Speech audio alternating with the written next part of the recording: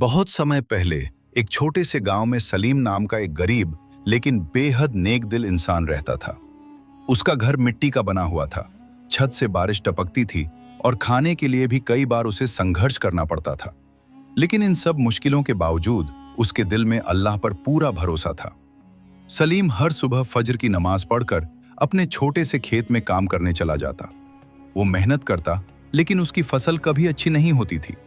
गांव के लोग उसे देखकर कहते, तुम इतनी मेहनत करते हो, फिर भी तुम्हारी हालत क्यों नहीं सुधरती?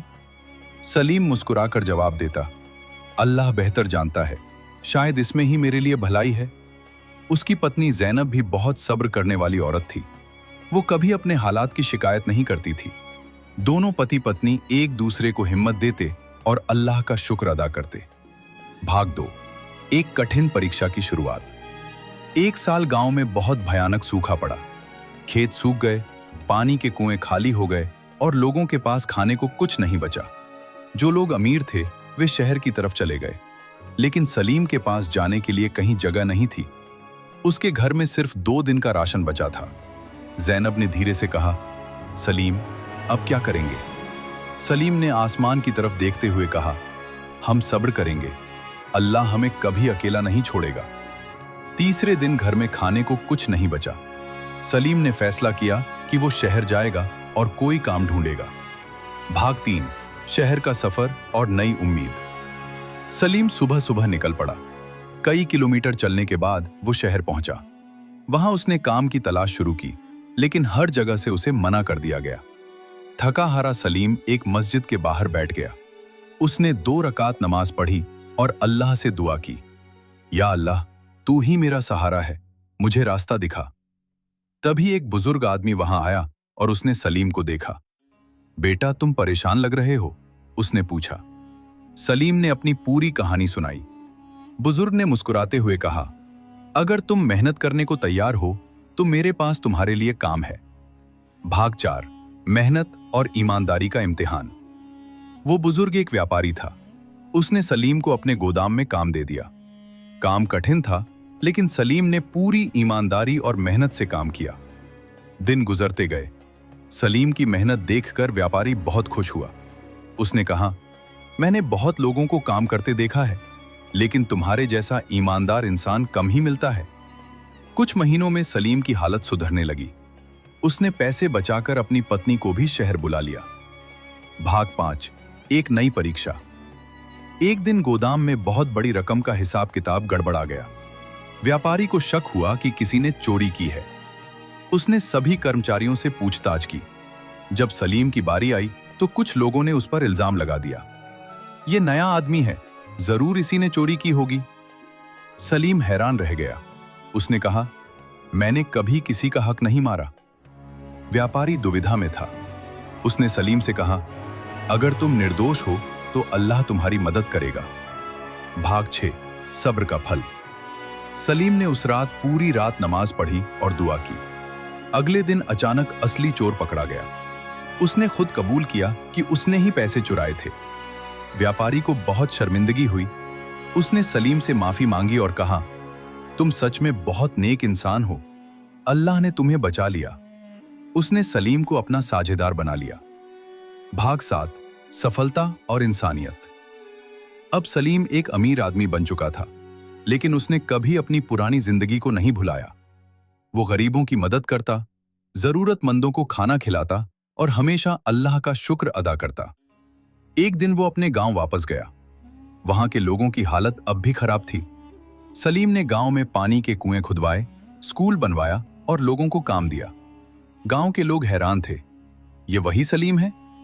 सलीम ने मुस्कुराते हुए कहा, यह सब अल्लाह का करम है। भाग 8, कहानी का संदेश।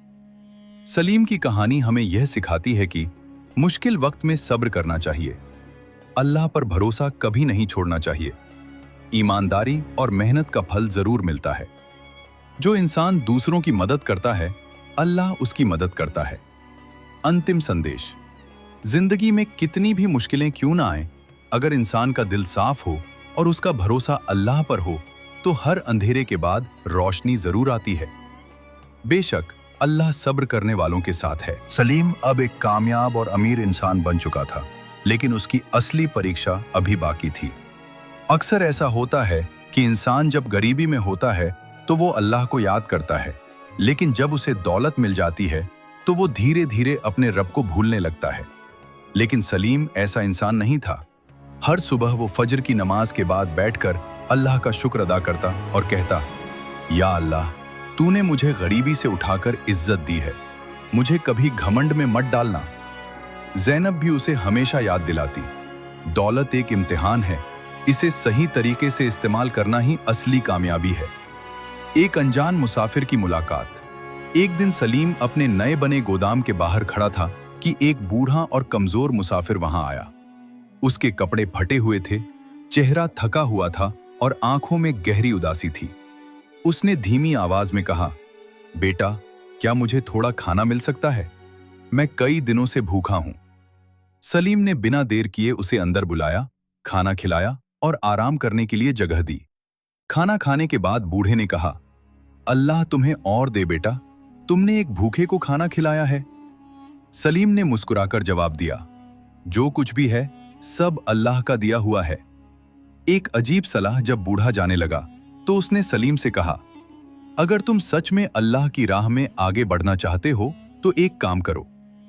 सलीम ने पूछा, क्या काम? बूढ़े ने कहा, हर दिन अपनी कमाई का एक हिस्सा ऐसे लोगों को दो जो तुम्हें कभी लौटा नहीं सकते। सलीम को यह बात थोड़ी अजीब लगी, लेकिन उसने इसे दिल में बसा लिया। नए रास्ते की शुरुआत अगले दिन से ही सलीम ने यह नियम बना लिया कि वह अपनी कमाई का एक हिस्सा गरीबों, यतीमों और जरूरतमंदों में बांटेगा। वह रात के अंधेरे में चुपचाप गरीबों के घरों के बाहर राशन रखाता, ताकि किसी को पता न चले कि मदद कौन कर रहा है। धीरे धीरे पूरे शहर में चर्चा होने लगी कि कोई रहस्यमयी इंसान गरीबों की मदद कर रहा है। एक और परीक्षा। कुछ महीनों बाद सलीम के व्यापार में अचानक नुकसान होने लगा। जो व्यापार पहले खूब चल रहा था, अब उसमें घाटा होने लगा। उसके साथी व्यापारी बोले, तुम बहुत ज्यादा दान कर रहे हो, इसलिए तुम्हारा नुकसान हो रहा है। ज़ैनब ने भी चिंता जताई, क्या हमें थोड़ा संभल कर नहीं चलना चाहिए? सलीम कुछ देर चुप रहा, फिर बोला, अगर मैं अल्लाह की राह में खर्च करना छोड़ दूं, तो फिर मेरे पास बचा ही क्या? सब्र का कठिन दौर, दिन ब दिन हालत और खराब होती गई। एक समय ऐसा आया कि सलीम को अपने कुछ गोदाम बेचने पड़े। लोग उसका मजाक उड़ाने लगे। देखा, ज्यादा नेकी करने का यही अंजाम होता है। लेकिन सलीम ने हार नहीं मानी। वह अब भी नमाज पढ़ता, दुआ करता और जरूरतमंदों की मदद करता रहा। अल्लाह की रहमत का दरवाजा। एक रात सलीम बहुत परेशान था।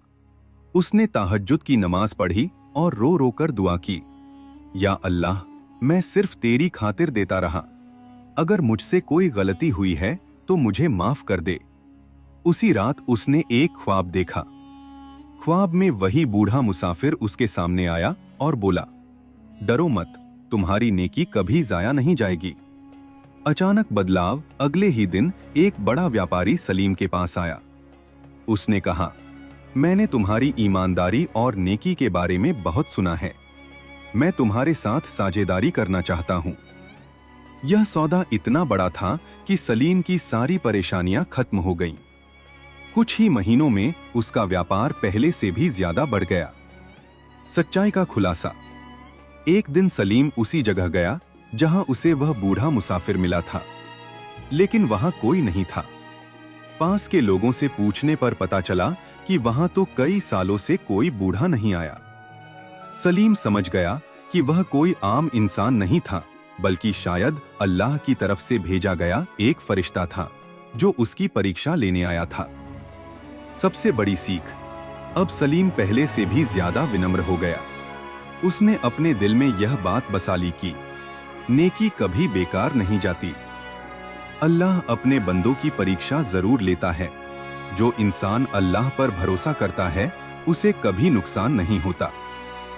सच्ची मदद वही है जो बिना दिखावे की जाए। गांव में बदलाव। सलीम ने अपने गांव को पूरी तरह बदल दिया। उसने वहां गरीबों के लिए घर बनवाए, बच्चों के लिए मदरसा खोला, बीमारों के लिए इलाज की व्यवस्था की। गांव अब खुशहाल हो चुका था। अंतिम मोड़। एक दिन सलीम ने अपनी पत्नी से कहा, ज़ैनब, मुझे लगता है कि अब हमें अपनी जिंदगी का बाकी हिस्सा सिर्फ अल्लाह की राह में बिताना चाहिए। ज़ैनब ने मुस्कुराते हुए कहा, मैं हमेशा से यही चाहती थी। दोनों ने अपने व्यापार को दूसरों के हवाले किया और खुद पूरी तरह इबादत और इंसानियत की सेवा में लग गए।